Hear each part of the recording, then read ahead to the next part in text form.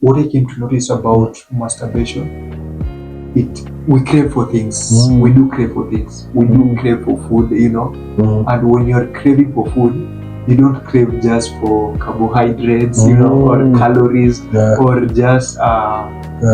just protein. Yeah. So like what I came to notice, when we crave for food, when we get that food, let's say you just crave for food and go get ugali mayai.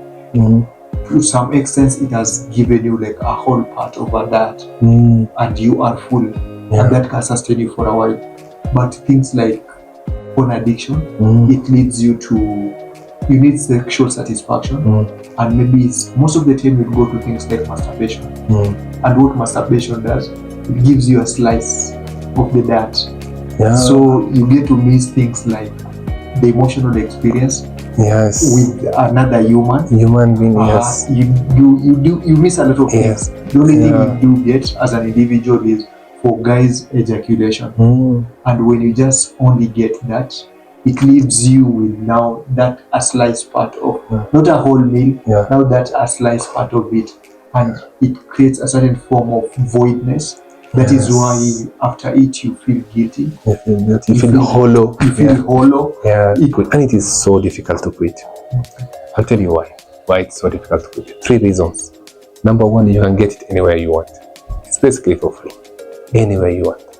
You can get as much of it as you want. If you drink alcohol, on a while you just fall down. That may not happen with porn and masturbation addiction. Compulsive.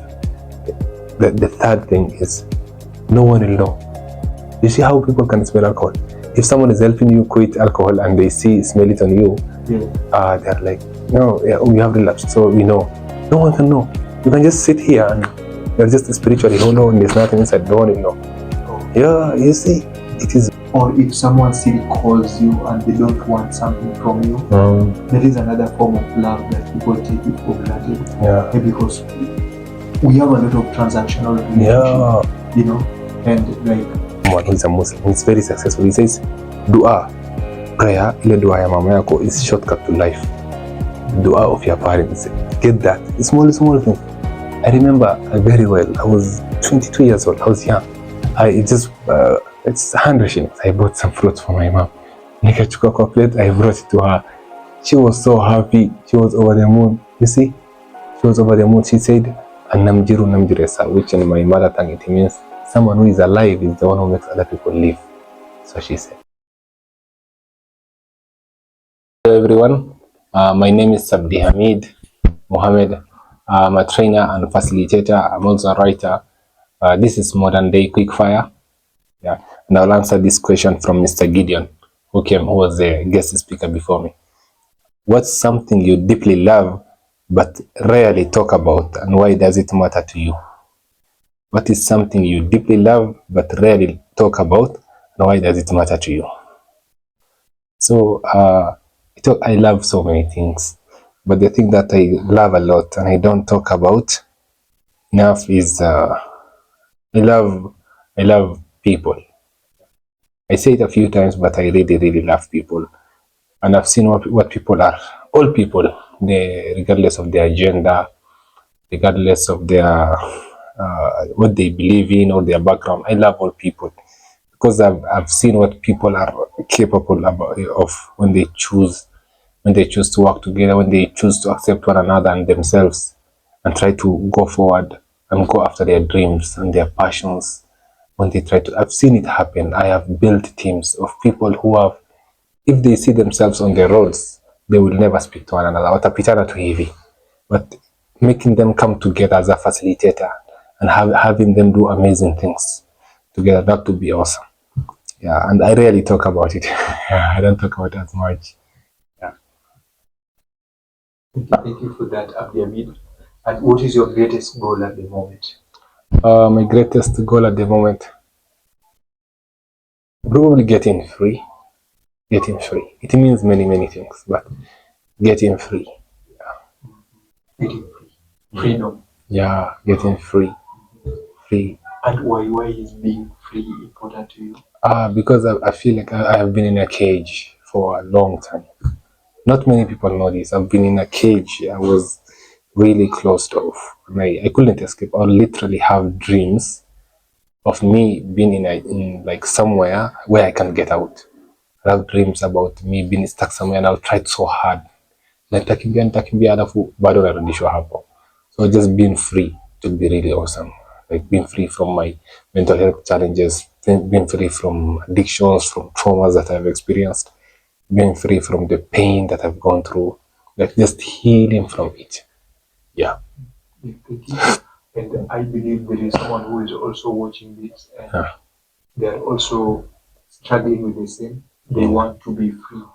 And if maybe they were to get an advice from you or just know what you are doing in your journey of now getting the liberation, what will the journey be like, or what are you doing for you to get free? For me, it's committing to it, like in long-term perspective, seeing the journey of healing, on like seeing myself where I want to be in the next few years. Where was I a year ago, and where am I right now? What am I doing? I'm watching my diet. I'm watching my routine, what I do on a day-to-day basis, week-to-week basis. I'm very, very careful what I put into my body, what I watch. I'm very careful how I speak to other people. I'm more authentic. Like I want to be more authentic, more real. I want to be more open, like more open, let people in, because people are so helpful. Like I said, I love people. One of the things I've realized is just people are super helpful. Yeah, but you need to be open to that help. Yeah, thank you for that. And what is your maybe outstanding word for the week For the week, like or the year? Oh yeah, this week. Yeah. Okay. Like I met so many people, and there's so many exciting things I'm looking forward to. Exciting trainings that I'm really look forward to participating. Like there are some skills I've been really working on for the last 1 year, and I've really gotten better, so much better at it. So how will I describe this week? Probably brave. Yeah, like I said, like being brave, bodacious. That's the word that comes to my mind. Bodacious means admirable audacity, because there are some things mimi that kuifanya. That to me describes what being bodacious is. Yeah, that admirable audacity, the audacity to like go after your dreams, the courage, the fire. Yeah, thank you for that. Yeah, that is well put, and I'm just looking forward for our next session. Yeah, Karibu. Maybe you can be writing the question for the next guest. Yeah, I could write. Yes. Okay. I could. Thank you for that. Thank you so much. Okay. This is Abdihamid. If you are really paying attention, the first podcast session we had with Mr. Martin Zambia, I was to present a poem. So this time you get 2 poems from Abdihamid. 2 poems. The one for the previous one and this one also. The last one is a very, very personal poem, so I hope you stick around till that one. The first one is, here it goes. I'm a listener of pains, speaker of tongues, a traveler trying to find his home come paradise. I'll live to tell about it, the tale of death and prejudice, the tale of death on the inside, a generation of youth, lost in cages, lost in places, places that exist on the cyberspace, lost in places that are so fake, it's ridiculous, but we cling to it and love it to fill the emptiness inside of us. Here's my second point. I will die one day. I will die in the embrace of your love. I will die surrounded by angels of mercy, descending from heavens above. I will die the death of a deer, of moments lost never to return. I will die with the numbness in my brain, for healing comes when I open my eyes in the grave. That's it from me. Thank you so much for listening.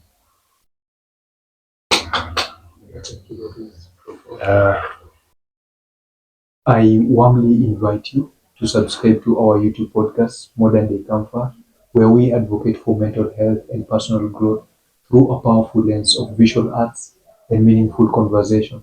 This platform enables you to express, reflect, and ignite healing, and we create a authentic and kind space where people can share their story without without being judged, or it is a safe space. That is how I would call it.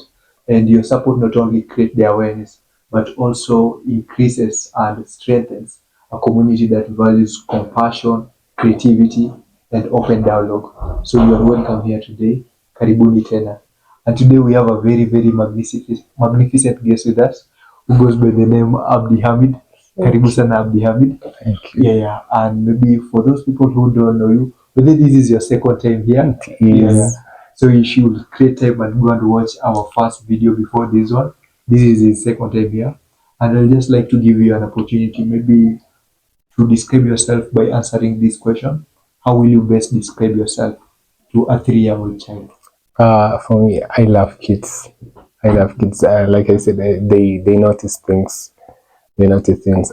Probably, I'll want them to see me as a big brother. I'll describe myself as a big brother, someone that they can look up to. I'll tell them I'm a servant of God, and then a servant of the people because I like doing service work. And I'll tell them I'm an artist. So I say, do you draw? No. I'm a writer. I write. So that's what I would love for kids to know about me. Yeah. Yeah, thank you. Thank you for that, Abdihamid. And for today, we are going to talk about you are what you eat, you are what you consume, and also dealing with addiction. So maybe before we go further, how do you understand that statement? You are what you consume. You are what that is so true. That is like so true for me personally because a big part of our life, like the way we feel, the way we behave, our energy levels, all of those things are affected by the food that we put into our body. Yeah. So the food that we put into our body, for me, cutting out certain kind of foods, some types of food, I have witnessed so much, a big difference. A really good example is just choosing choosing not to eat processed foods, like for an extended period of time, staying away from sugar. The energy levels that you have is just incredible. I had so much energy. I could just keep going the whole day. I had my energy levels were good, my mood was good. And I noticed before, like nikikula mandazi, get something like mandazi, my energy level itaenda juu, alafu just becomes sadder. My mood, my energy inaenda chini. So just choosing to cut it out, it has just made my mood to be more stabilized. And then the food, and the food that you eat, not even in terms of quantity, in terms of quality, it really it shows on your body how you feel. It's just people think it's been like you have to try too hard. No, just simply say no to some foods. Just don't put them into your body. Your body is your permanent home. You carry with it everywhere you go. So take care of your body. Make it a priority. Like put good food into your body. Yeah. Yeah, thank you for that. And also, food can also be in terms of information. Exactly. Yeah, and what will be your, tell us more about that. Like we have so much information these days. Wow, so much. Sometimes I'm even like I'm just. It is just. Some days a term I came across a few years ago. It's called infobesity. Infobesity. Yeah, it's like obesity, but in terms of information, there's just so much information. Yeah, but there's wisdom in less, in just small things. So you check yourself, like how much information do you put into your body? The devices that we have, how much unnecessary information. Someone actually talks about it, like they'll just post. I was just trying to check how to focus better. That's what I searched online, and then now I know how to cook. I don't know what kind of how to cut chicken. I don't know how many times. You see, now I know like the names of like unnecessary things that have been thrown at you. So you need to be very proactive in protecting your headspace and protecting yourself. So you need to be very, very protective of yourself. Me, personally, there was a time for weeks, I think within the last year, for weeks, I didn't use devices as much for weeks. And I'll just come back to it, it will be fake. Literally, it's just a copy. It's not the real thing. I'll watch videos, I'll see content, and I realize personally, I love deep dives like podcasts. I love listening to that. I love reading, so I'll rather read. Yeah, I'll rather read because I've noticed the impact videos, especially when they are edited a certain way. It just puts so much information into your brain so fast. It really changes your brain. It literally changes your brain. We have social media addiction, screen addictions. How do you think these things happen? You see, people, it was just ilikuwa inaanza tu mdogo mdogo. Yeah, it really affects people in big ways. So be very, very aware of the kind of information it choose. Like these days, peace is choosing what you put into the kind of information you choose to receive. That is the money. It was about the kind of information you had. Just a few decades ago, we'll go, did you have information? Do you have this one? No, now it's about hautaki. Yeah. And how are you able now to discern the misinformation and the profound information? Yes, like choose. You don't have to follow everyone. Everyone is just putting out so much content. For me, I think about everyone has something to offer. Take the good and achana na hizo zingine. Alafu apply things. Maybe some things that is just not for you. So just apply. You don't need to learn how to do like a morning routine from 10 different people and then you don't follow any of it. Just choose one and do it. Like action. Through action, you learn a lot about yourself. You choose. So we spend a lot of time just consuming information. Don't do that. Like you really mess up yourself, sana. So just focus on creating, on doing. That's how you learn. That's what I've been trying to do for a long time, and I've seen progress just from taking action. You don't need that much information. You can just choose to follow one person in a certain field. Maybe you are interested in, for example, for me, I'm interested in history. I'm interested in political science. I'm interested in the classical understanding of Islam. Yeah, so like there are just 1, 2, 3 people that I watch, and they I've been watching them for years, literally, and I learned so much about them, so much. You see, and I love some people I like because they have the modern thinking. They think about the world we live in, because we live in a very different world than we did like 20 years ago. A completely different world. It's like so if you take someone from that time, Mulete Hapa, it's like, what is this? What are you guys doing? You see, a lot of things that we take for granted. The ability to like communicate with people anywhere, anytime, and the ability to learn knowledge. Knowledge used to be very limited. Sasa it imekuwa like too much because people they live in an analysis paralysis. There's just too much information out there. Choose one and just focus on it. There's this thing called I learned in marketing. It's called the rule of one. Just focus on doing one thing very, very well. Because if you put it try to do 10 things, you want to do any of them. If I tell someone to do 2 things, not even 10, 2 things, he will be confused. You want to do any. So just tell him to do one thing. Just one thing very well. Yeah. And also there is an aspect of being able to do one thing in different ways also. Yes. Yeah. That creativity comes into play. Yeah. So and it keeps the monotony. Yes. The creativity. Like that's what I remember. I'm so much into poetry. So when I learn about someone who has written a lot of poems, spoken word poems, he talks about like there's people have written about the same topic again and again and again. So how can you approach it? So for you have to like learn from all the other people, their perspective.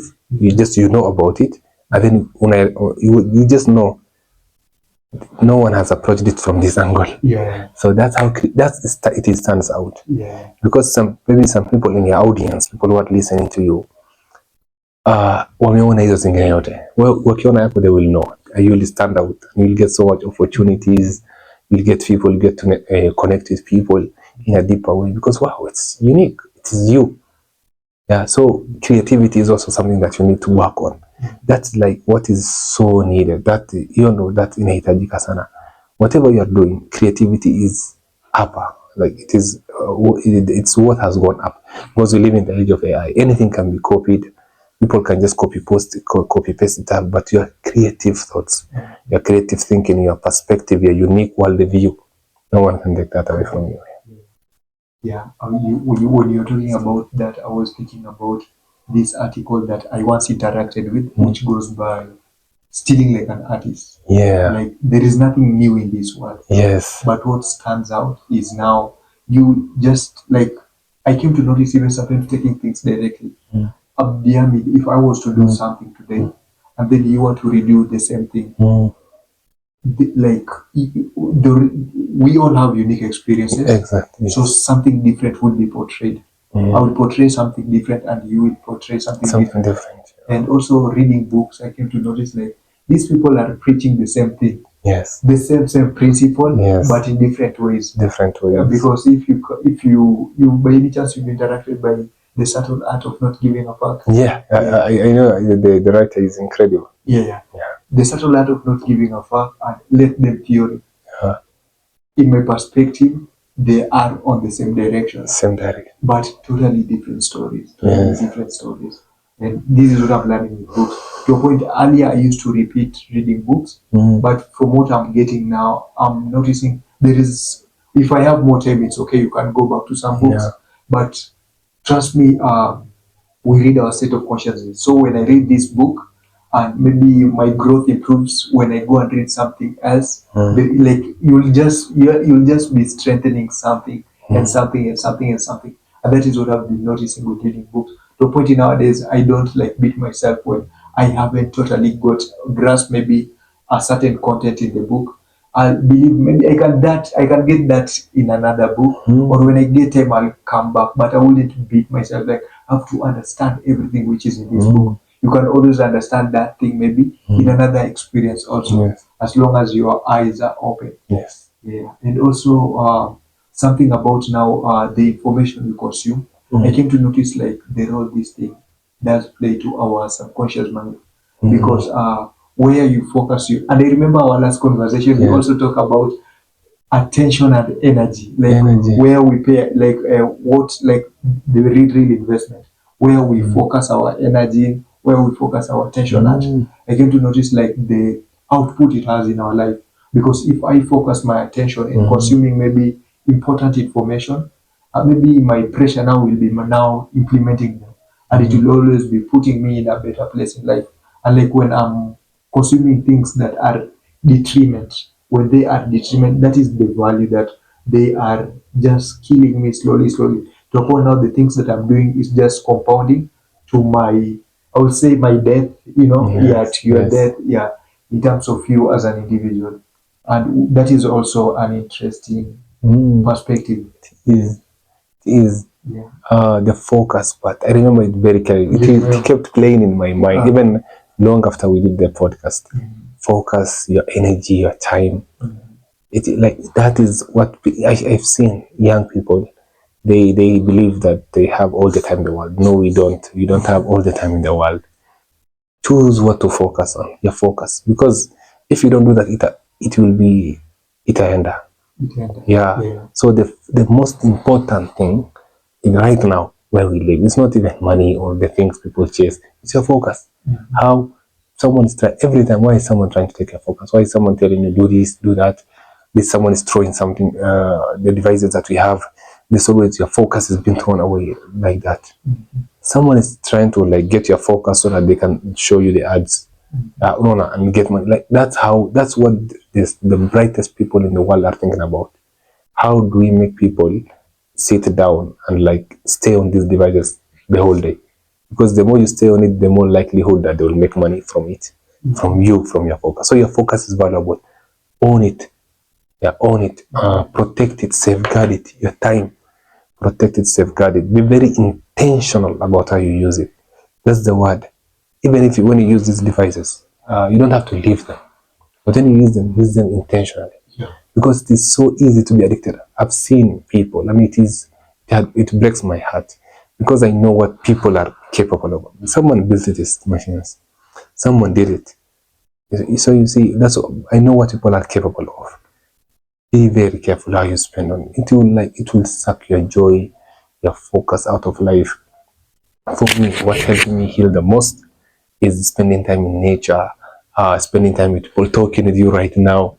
I love doing that. Uh, like training, moving, and walking. I came to fall in love with walking. I'll walk huge distances. I'll run part of those distances. I've gotten a lot stronger. Yeah, I've gotten a lot stronger. And I see all these things I'm capable of. And there's someone else who is not even close to all these things. They're just on their devices all day, every day. You cannot be the same person. Imagine. At all is quite the same person. So these devices, man, like there's a lot of talk about it, but we really need to do even more awareness on it, more focus on it. These addictions, ways of healing from it, give people information. Some people, they don't have the right kind of information. They just have information. They just go with their flow. They just do things because other people are doing it. But there are people out there talking about these issues, these problems that we have, addictions, social media addictions, all these addictions that we have. They're talking about it, and we need to even talk more about it. Yeah. Thank you. And talking about, we were also to address addiction. Yeah. And what is addiction to you? For me, addiction to me is something that you repeat, and repeated behavior, repeated behavior again and again, and it reaches a point where you don't even want it. For example, I can give a very, very good addiction, a porn addiction. I can give that one. And before you go there, can someone be addicted to something productive? Yes, like there are people who are addicted to exercise. Have you, like, it's literally, we live in a strange world. There are people who are addicted to medications, like good medications, not even like the ones that you can get from the pharmacies and stuff. There are people who are addicted to that. There are people who are addicted to workaholic. There's a whole, like, people who are addicted to work. And there are people who are addicted to shopping. One and the two, you just go shop, but people who are addicted to shopping.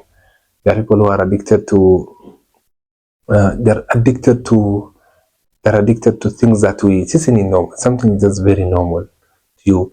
People are addicted to food these days. No. There are like so many addictions that we have. All of them, and it becomes a problem. First it is just fun, then it is fun with problems, and then later on it's just problems. There's no more fun in it. You see? Yeah. Thank you. You are explaining something before you cut you. Yes, porn addiction. So it's like new thing. I remember reading a book about your brain on porn addiction a few years ago, and seeing he's one of the first people to actually talk about it in the medical field. Its effects, learn about how it has impacted people, why people are saying it is an addiction, why it needed to be all the medication, because there's a certain people of doctors and psychologists, they say it's not an addiction, it's just something normal that you're doing. But there are people who they have seen its negative effects, adverse negative effects. Number one, it changes your brain, literally, it rewires your brain. It changes the way you think, feel, and behave. Imagine that. The way you think, feel, and behave, you become a different person. It distorts your view about the opposite gender. It takes away your energy, your vitality, the youthful energy that you have.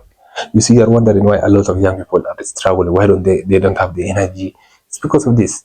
You see, that because it has become so taboo, we don't talk about it. So it just keeps on becoming a problem. Yeah, I remember someone said they were just somewhere and they were talking about addictions. They talked about all kinds of addictions, alcohol addictions, drug addictions. But one person mentioned porn addiction.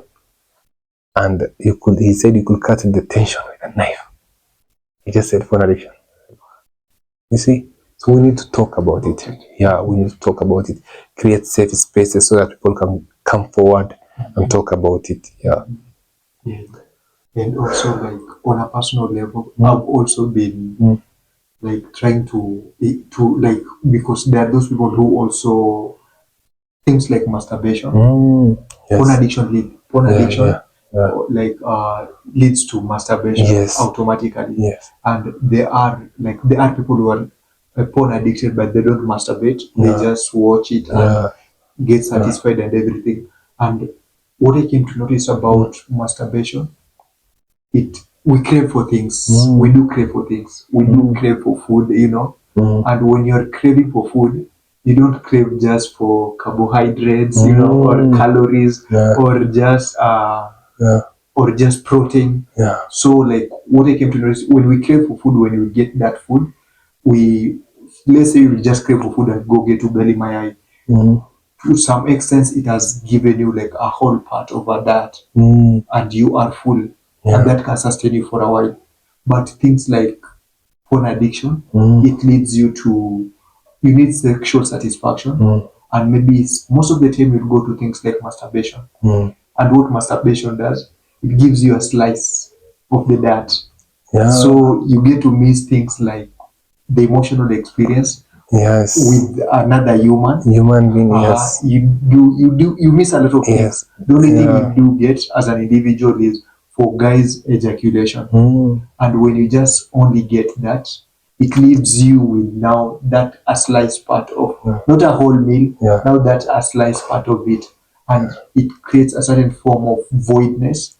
That is why after it you feel guilty. You feel hollow. You feel hollow. It even affects your spiritual perspective, and it creates this form of distortion to a point you don't need this human connection, which you actually need, but it convinces you like you don't need. And the main reason you feel like you don't need, it's because maybe the clarity you kind of get out of it, there is a certain form of clarity and a certain form of voidness you feel after now the ejaculation and everything. And just coming to understand that aspect, I came to notice how, I don't know scientifically but how masturbation is very, very detrimental. Yeah, it is. I love it that you brought it up.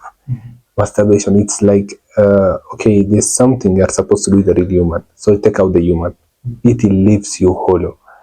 There's someone who they have this perspective. It's a video, it's on YouTube.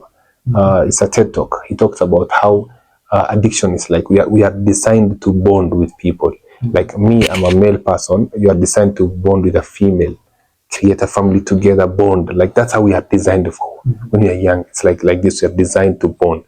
So what addiction does, it comes and replaces that part of you that needs another person, but it's not another person.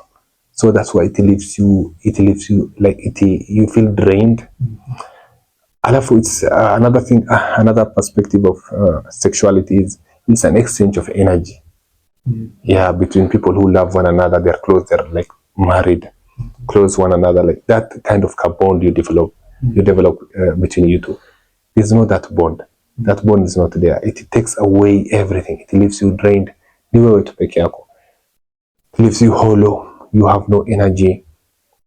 The effects of it, that's how people have come forward. It has become like a huge trend online. It's called NoFap challenge. People are trying to quit it. Another person says it's actually millions and millions of men who are struggling with this mostly, and also even ladies who are struggling with this. People have come forward. Yeah, and that really makes me happy. People have been coming forward talking about it, and the effects it has over like here. People say it affects their memories, like they literally can't. Their brain works differently. There's another person. He's a reboot by porn addiction reboot coach. That's what he does. Yeah, it's called JK Emezi.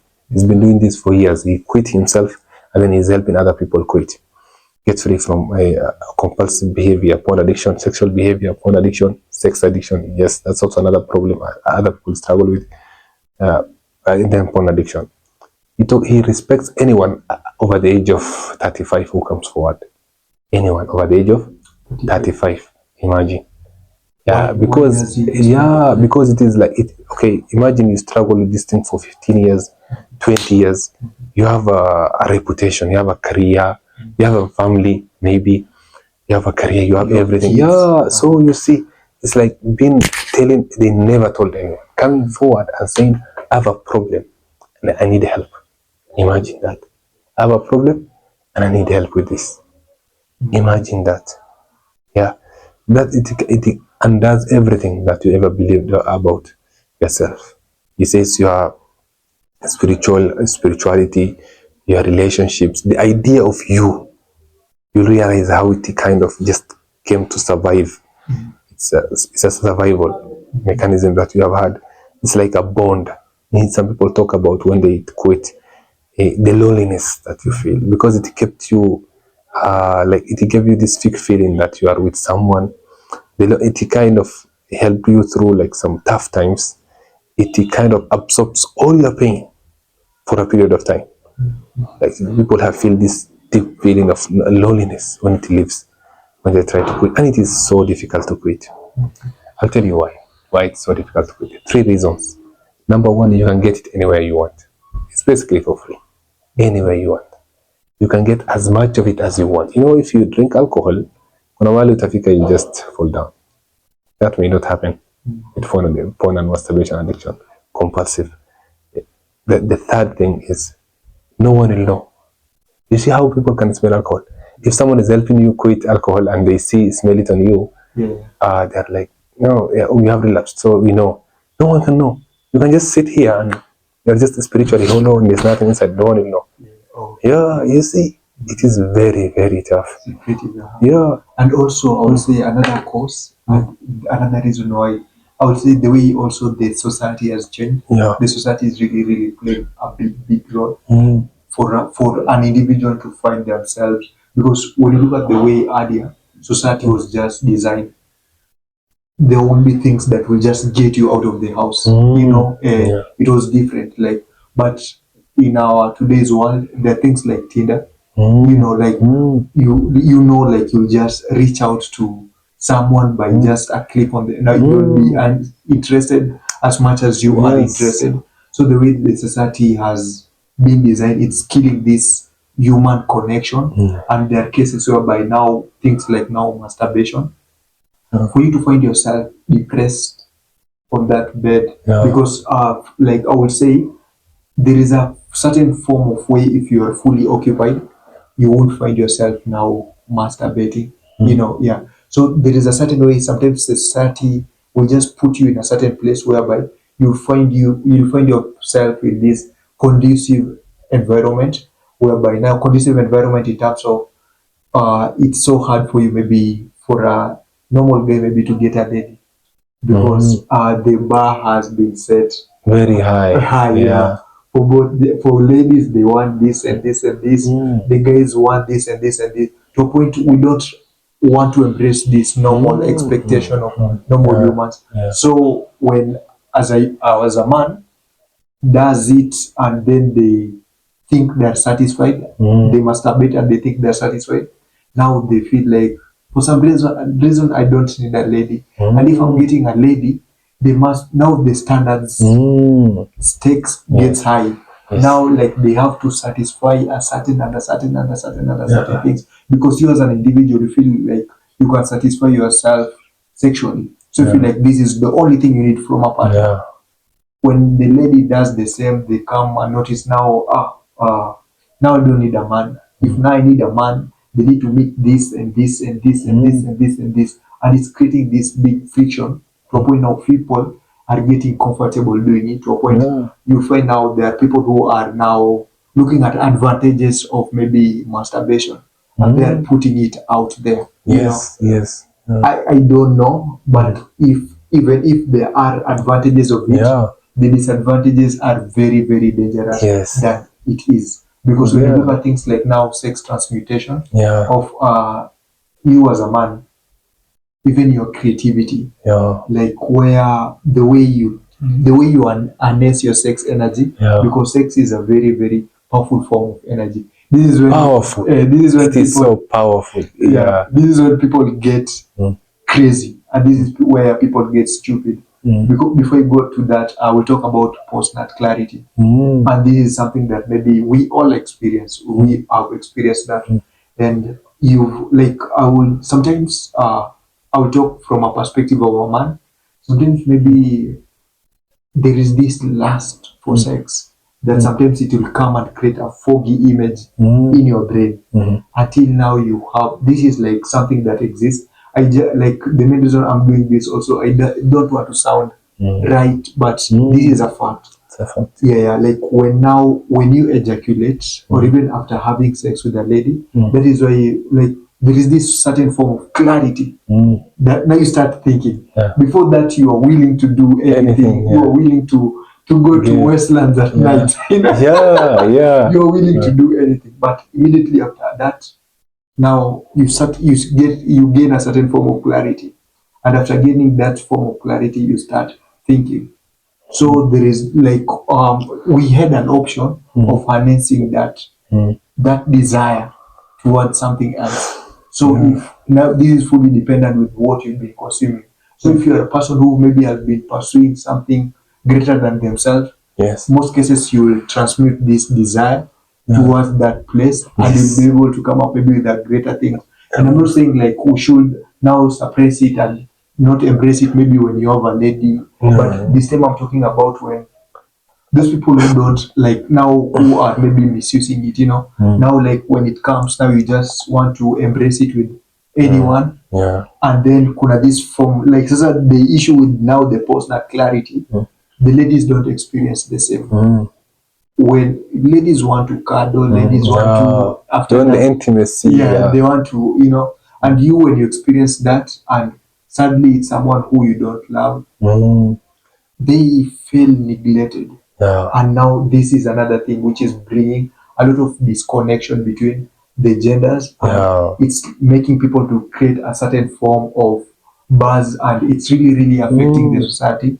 And sadly, this is where, in case things don't change, in case we don't have this conversation more and more often, because when you look at things like that conflict whereby a man should, a lady should, and like all that thing is resulting from this expectation that, and we don't know where it is rooting from, but it is rooting from a point whereby we feel like we can't satisfy our own self, and that is not what is happening, because as I said, we are just giving ourselves a slice of protein, and you're missing the whole package that comes with embracing the way you say it now, the bonding part, and that bonding gives you even responsibility in life.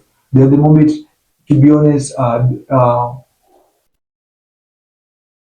male species, if you were to look back, just going to the forest, coming with a deer and everything, that is what is still happening now. It's the tools have changed now. Now the way I have to mobilize and acquire resources, it's different way. And these things we are doing for another, this providing is for another people. So for another gender. So the moment you find you are in a position where you don't see the importance of them, it makes you as a person to get so comfortable on your skin to a point now you stop even pursuing life itself. Now you lazy people who are so comfortable in like just living a single life. You as an individual, no responsibility, no one to answer to, and that type of mentality can really, really kill the society. It is. We need one another. That's what I've learned. Me, I'm a student of history, so I learn from everyone. All the history that has happened, what happened, what people used to go through, the challenges that we used to have in East, in the West, everywhere. So we need one another. And that's one of the biggest challenges that we have. People get married. It's very common now. People get married like a few months, even maybe a few years, they leave one another. And they have this idea of the opposite gender, and they don't even want to come close to it.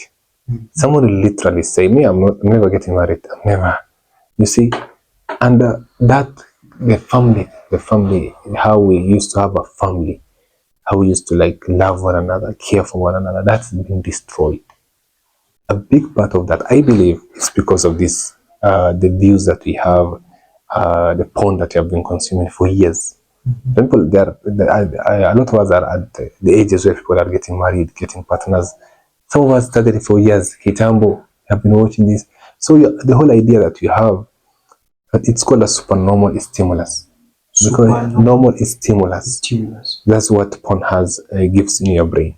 That's what the pleasure part of your brain. In a page, like you can watch so many things in just seconds. You can see everything is just big in your brain. You have this expectation.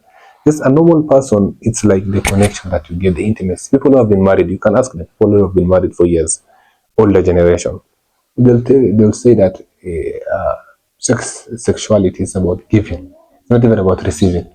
But right now, people are thinking, I just want to receive, I want to give this, I want to take this from you. You see, I want you to make me feel this way that I used to feel when I used to watch pornography, and you can't, you can never feel that way. Yeah. So that's how like that unmet expectations come, the conflicts come, and we need one another. We actually become more powerful. Have you seen people when you get married and you find the right person and you find the right fit and you forgive one another for your human mistakes, you love one another, you fall in love with the people's rough edges. I think this is the writer of that book that you mentioned, Mark Manson. Yeah, he's the one who says that you fall in love with the rough edges of the people. It's the thing that used to bother you ndo unaanza kupenda. So you actually love that part of them. Yeah. That is like you become more powerful. People actually, there are people, stories I know of people who they just get married and their finances, their living standards increase just from that blessing that you get, just from being married, from having a partner. And we become more powerful, but we need one another, sana. We need more patience, we need forgiveness, and we really need to tackle the issue at the root cause of it.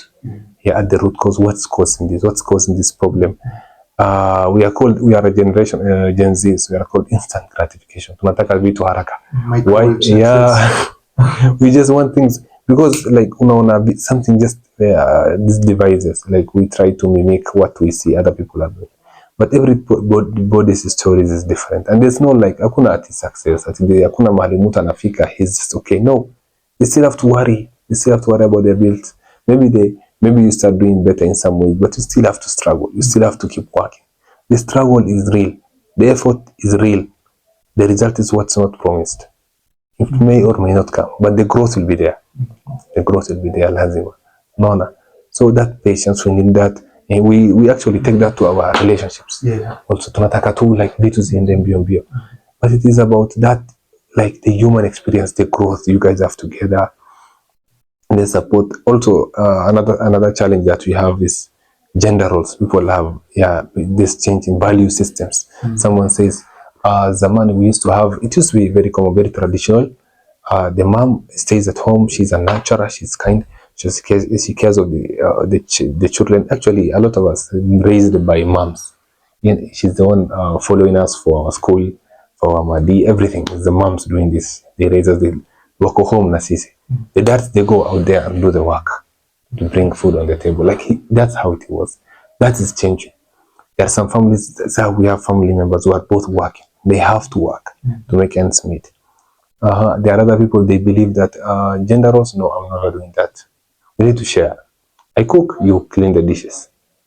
Yeah, that conversation people even used to have in the past. You see? So there's this man, he's a counselor, he advises people on marriage issues. So he says switch each other's roles. See, if you used to work, if 80% of the man's earnings is spent on the family, you go to work, alafu the man stay at home and cook, clean. We will appreciate one another after 1 week. Yeah, you will appreciate. You will see the work this person has to do because you don't realize it. You like that kind of. That's what love is to me, and I really love what someone does that from something small, just giving me nudge, something small. Like be thankful for that. Show gratitude to one another. Love one another. Yeah, like we really need that sana.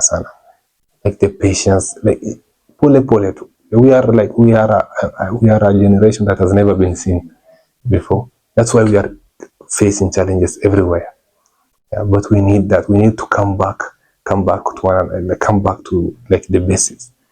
Treat each other with kindness. You see, and it's a superpower that women have. Women don't realize this. The ladies, they have this superpower. They don't realize this. The kind of power that they hold over men. They don't realize this. There's a group of men sitting and there's this one lady passing by. Like 80% of the men will just look. Yeah, but if a handsome man passes by a group of women, a few of them will just look. Yeah, but you see, and so kisses the water too. Yeah, you see, So they like we have so much power, so much beauty, and they are mothers. There's a reason why they were made mothers. They really need to like learn themselves. Like don't try to follow waves. I've seen people they follow waves. They say like I don't want a kid, which is their choice. It's fine because so and so does not want a kid. You see, women are so powerful. They are like a lot of people I look up to, scholars, people in the past, people who are scientists, people who did amazing stuff over their lifetime. When you check, it is their mom who used to push them to go study. She would actually make sacrifices. There's this one individual is called Imam Shafi. I look up to him, Sana. He has like amazing, like memorized the Quran at the age of like 6. There's a book he borrowed, one book, he memorized it in one day. He was so poor, he just borrowed it. He couldn't afford it. He went to buy. One day, he was 9 years old. He took the book and memorized it and just returned it to the owner. Imagine that. So his mom is the one who traveled. Like in the past, traveling was tough. It was not the way it is now. It's very, very difficult to travel. She traveled a long distance because she knew this city, they produce scholars and there's learning centers and stuff. And he can be there and learn. She traveled long distance, his mom. He was an orphan. He didn't actually have a father. His father was not alive when he was born. You see? Like there's so many heroes. So many, I say ladies are also my heroes because of that. The kind of challenges that we have and they have is different.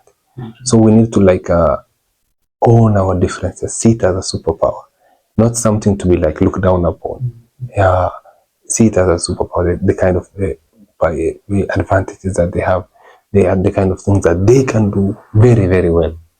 And we had to like this heavy, like we just fit. Like Tunafa, it's like a key. You see, it's like this is game people play. You hear what is it called? Trying to remember the name of that game. But yin and yang, yeah, you got a good example of it. Yeah. It's just that's how it's supposed to be. It's not supposed to be like the way a lady tries to be a man and a man tries to be a lady. No, like coming complete. No, yeah, it's about like both of us. Yeah, so powerful. Now and complete. Yes, like people they have families. Yes, it is life. Challenges come, ups and downs come, but you are still together. You are still together. And someone I look up to is not even that old. He's in his 60s. It's called Sheikh Hamza Yusuf. He used to be a convert. So like he wasn't a born Muslim. So I love his thinking, the way he looks at the world. I love that. He talks about his wife. I even told my wife this. He said, the more you stay together, the more you love her. The older she gets, the more you love her and love her. Actually, for some ladies, they think the more older I get, I become less beautiful. He doesn't love me. No, he actually loves you more now. Yeah, you have gone together, all this experience and life that you have lived together. Imagine. Yeah. So that's the kind of thing that really inspires me. The kind of love stories that I love. It is and even speaking of love, also like I got a thought on also sometimes how we fail to embrace what love is. Because I'll just give you an example. Like we look at our parents, even like I feel like if your mom still calls you today, or if someone still calls you and they don't want something from you, that is another form of love that people take it for granted. Yeah. Because we have a lot of transactional relationship, and like looking at, I was thinking of maybe why sometimes we just don't take love for granted. Most of us, maybe we just expect only to experience love in romantic relationship. You were saying of simple things like even a glass of water and small things. And I'm coming to notice like having that form of mentality in all areas of like, just look at your life, you notice how loved you are. It is. You are so loved. You are so loved. People don't realize they are not. You are so loved. Your parents. When you go outside and start working, that's when you know my parents, Kumbe, he or she, both of them, they were struggling so much. That's when you will realize. Me, I stopped taking a lot of things for granted because when you grow up, you start working, you start trying to build something. Wow, my father was struggling like this. My mom, they have been struggling like this all this time. For me, I have a hard time with even transactional relationship. I am grateful for the compassion that God has put in my heart. Yeah, I just want to help. Like if someone I want to give back. Give it to someone who has done something for me. Even small things. What your parent wants. Yeah, like making your parents happy. Just start with that, because our parents, they affect us a lot. I've seen people, they behave like their parents, both negative and positive traits. Have you noticed that? I've noticed that. They will just come and sit. I'll just look at this. Yeah, so I've seen it in myself. I have some traits from my parents, and I've learned to leave out the negative so that they can be good for them. My parents, something small, just buy something. They can't actually believe it. Buy something for them, for your parents, without them asking, and just give it to them. Give it to them, and you'll see how happy you make them feel.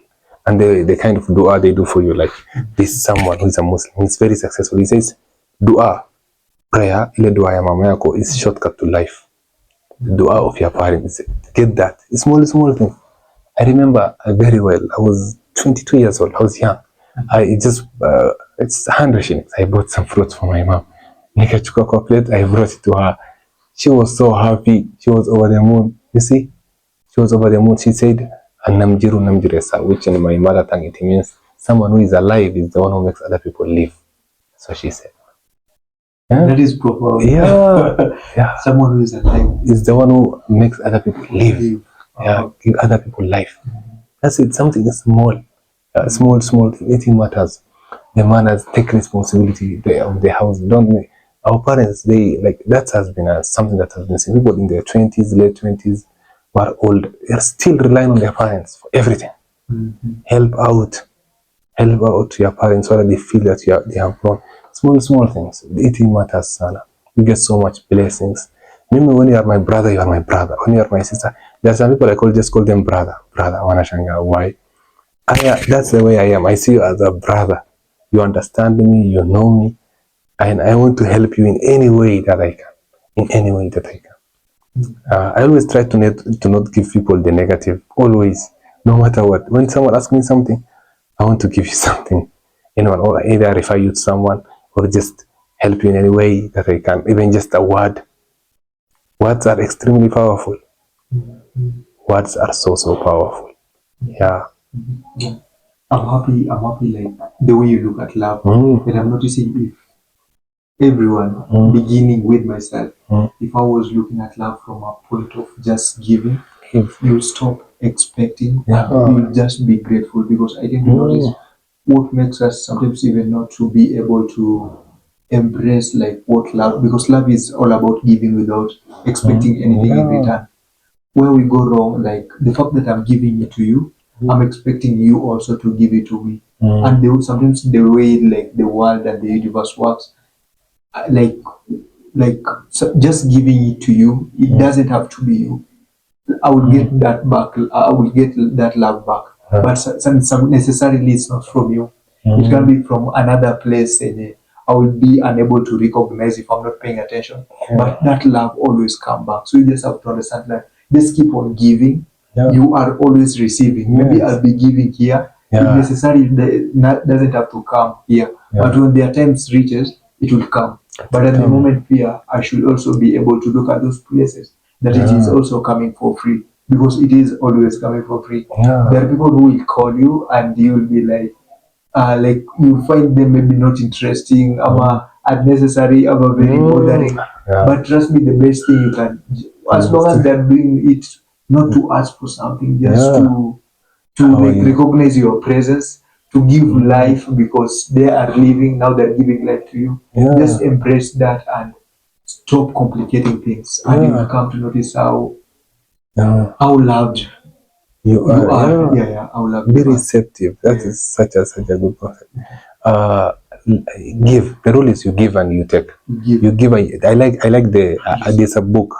It's written by Adam Grant, I think. Is give and take. That's the book. That's the rule. He's seen it in his life, in his stories. You give and you take. That is the rule. We have the same teachings now in my religion. The same thing in Islam. Give and take. Give and receive. That's the word. Give and receive. Give and receive. It starts with giving. I've seen it happen again and again. I'll go somewhere and my mentality is I want to give. Can I do anything? Can I give anything? Can I give my time, my energy? You see, like, and have that mentality. You'll always receive. Yeah, and the way also the universe operates, like it is a cycle. It's a cycle. So at the moment you are giving, it's a good thing. But at the moment you don't receive, you're creating a blockage. Yeah. So like that is the whole point of give and receive. So receiving can be now receiving that call from that person you find annoying. Just pick that call and retexting those messages back. And like what we do wrong is when we are talking about giving and receiving. Now we decide now what to receive. At the moment you decide what to receive, you create this blockage because to be honest, you'll be receiving only good things that you think that favors you. Sometimes they might be a blessing in disguise. It might come from a knowing person, but it's something that is gonna amplify your life. So the rule is just give. The more you give and also receive, and don't decide where you're receiving from. As long as it's coming from a pure heart, and that is something sometimes we don't know. But if you're in a position of just receiving when someone is giving, please receive it. Receive it. And also, I had this, like something came to my mind when you were talking about what did you mention? You mentioned about your action. Your action was like you were trying not to give negative energy. You always try not to give negative energy. And there is this concept I interacted with that was going. We always judge other people's action, and we always judge our intention.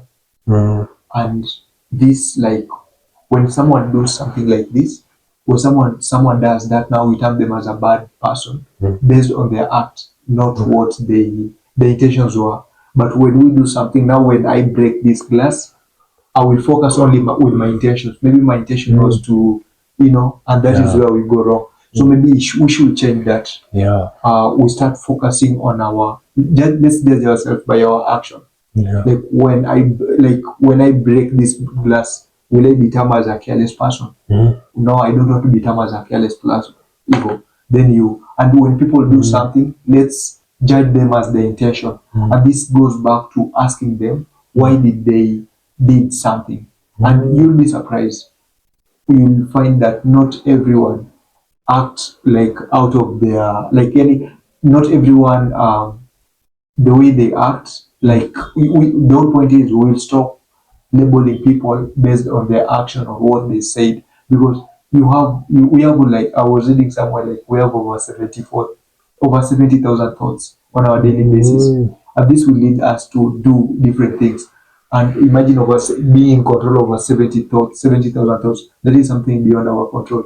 So for that reason, it's just like for you to judge someone, judging them with their intention, it creates this room of a conversation. I'd be curious to know, why did you act in a certain type of a way?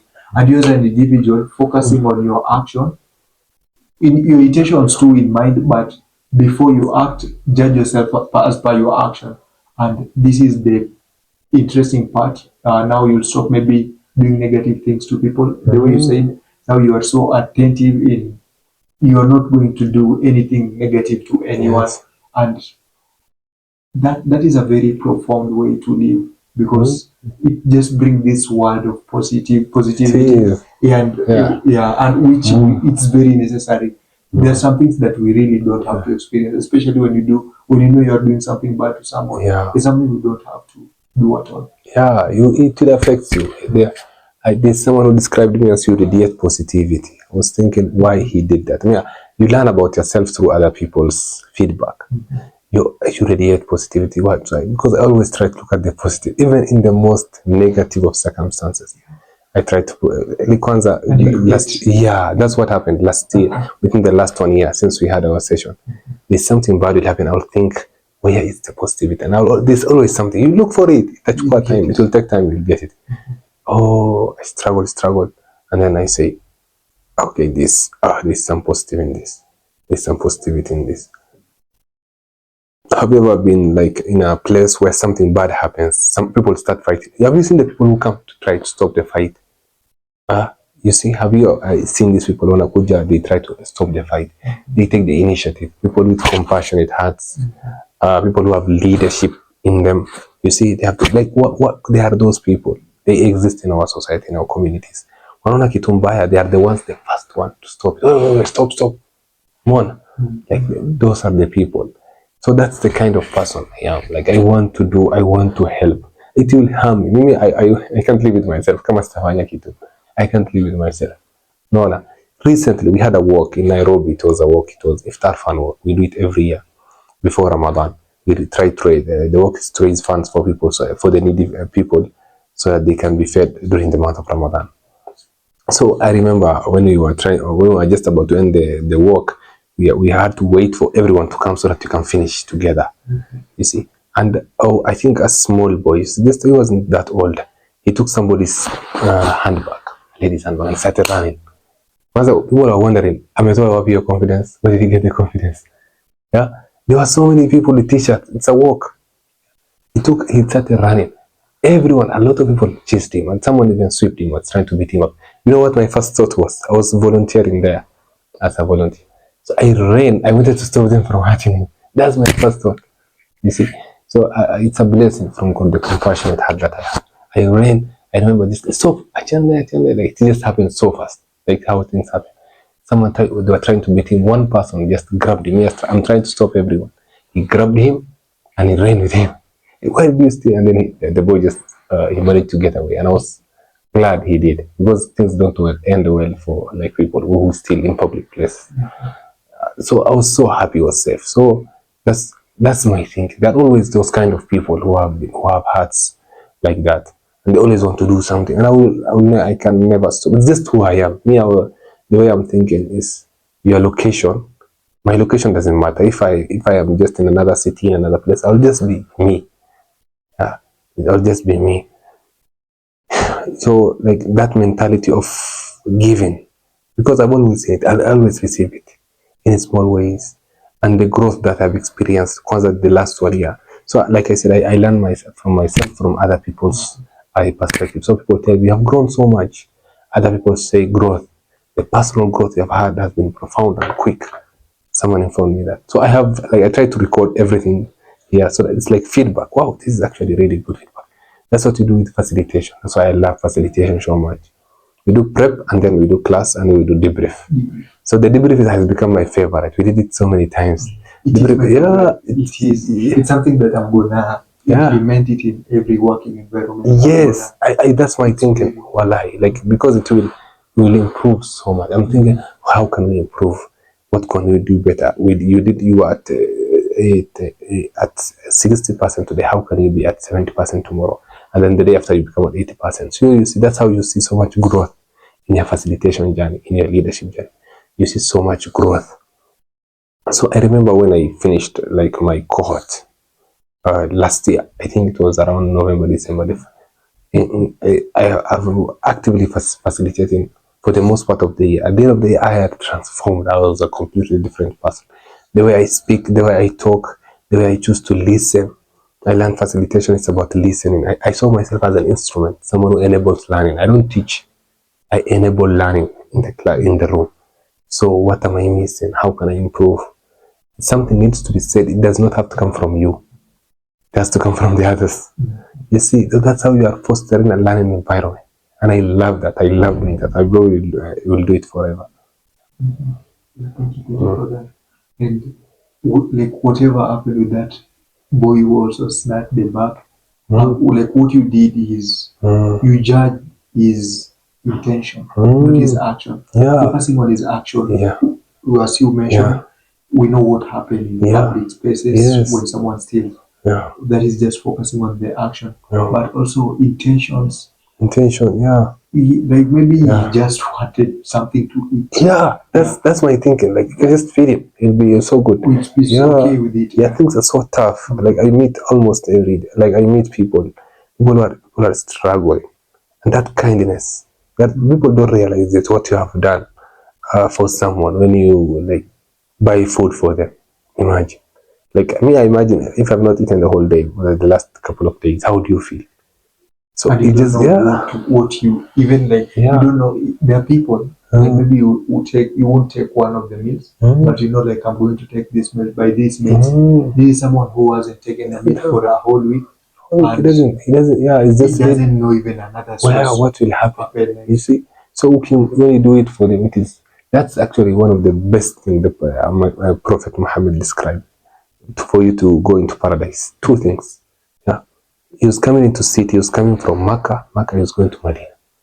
When he was coming through the city, he said, "Pray at night and then feed the hungry.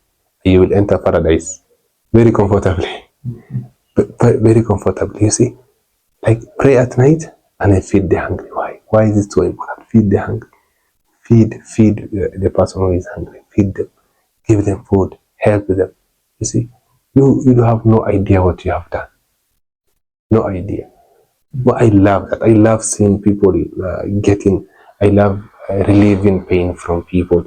Any pain of suffering. There's so much goodness in the world, and you'll have shown them that kindness. There's someone their whole life maybe they have never experienced that kindness, and if you give it to them, you'll transform their life. What is better than that? Than transforming somebody's life? Hmm? Imagine. yeah, that would be really a paradise in on earth, man. Yeah, that would be really a good thing also. And that is like I wish we could just talk about this more and more. Like people like we have to not because this is something that also a good example. It's something that happened in one of the places abroad. A lady was sexually assaulted, and after being in the morning, people came and like the lady was sexually assaulted, and people who stay around were aware. They heard the noise, but they did nothing about it.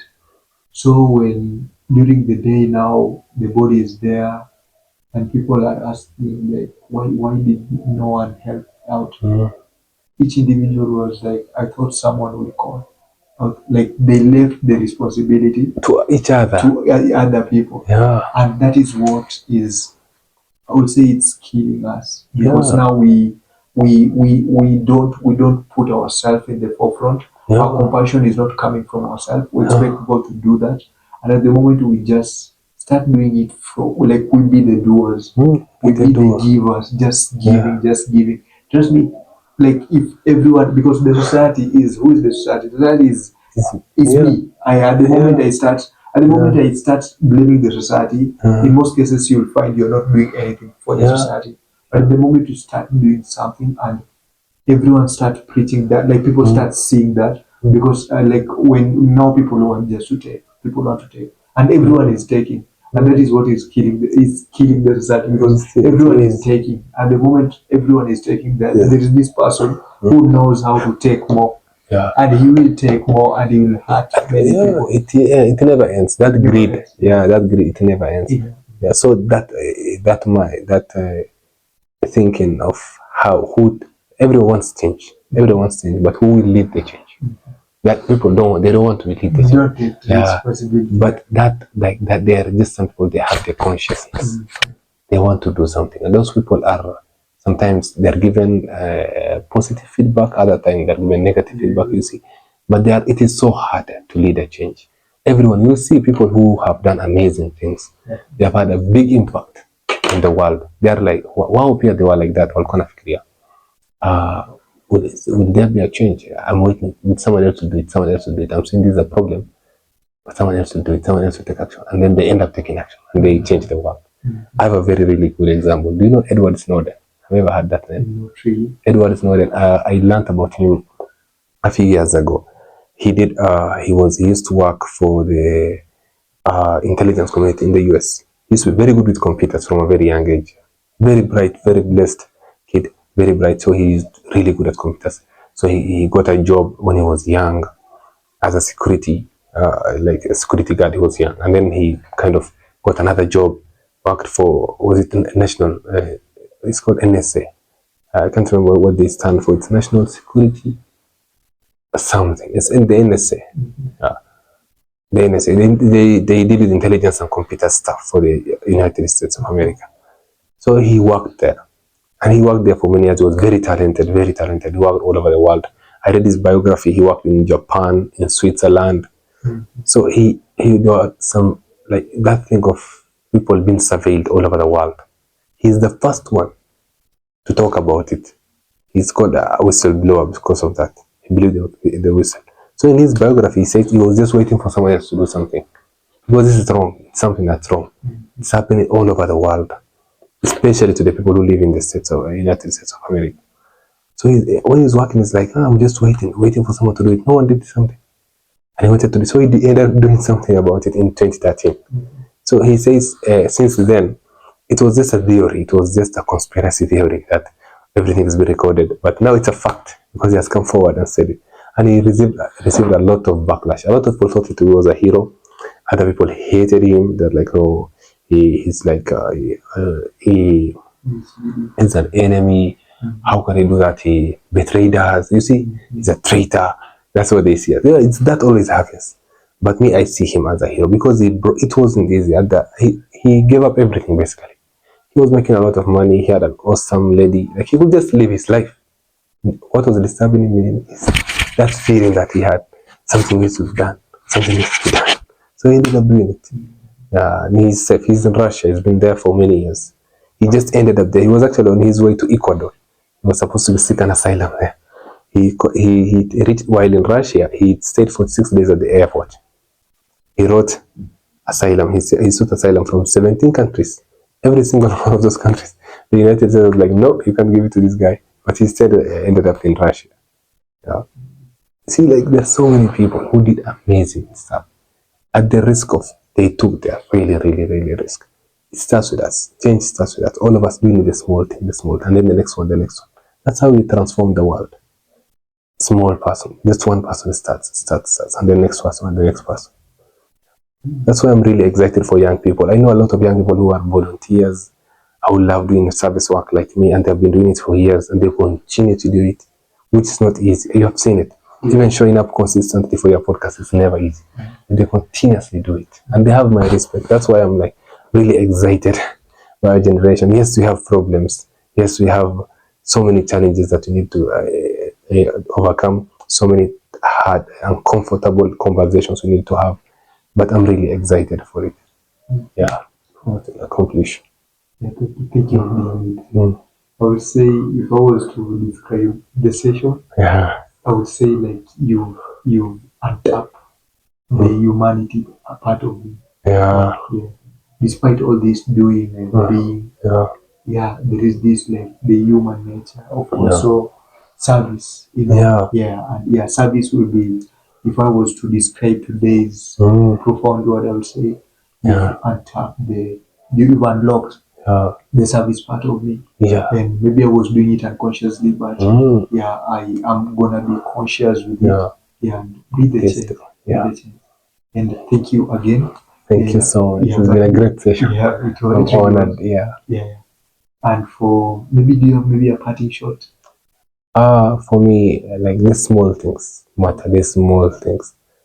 You have no idea. I went through so much through the last year, and the kind of kindness someone has shown me in small ways, it matters. Just greeting someone, which I make it a point.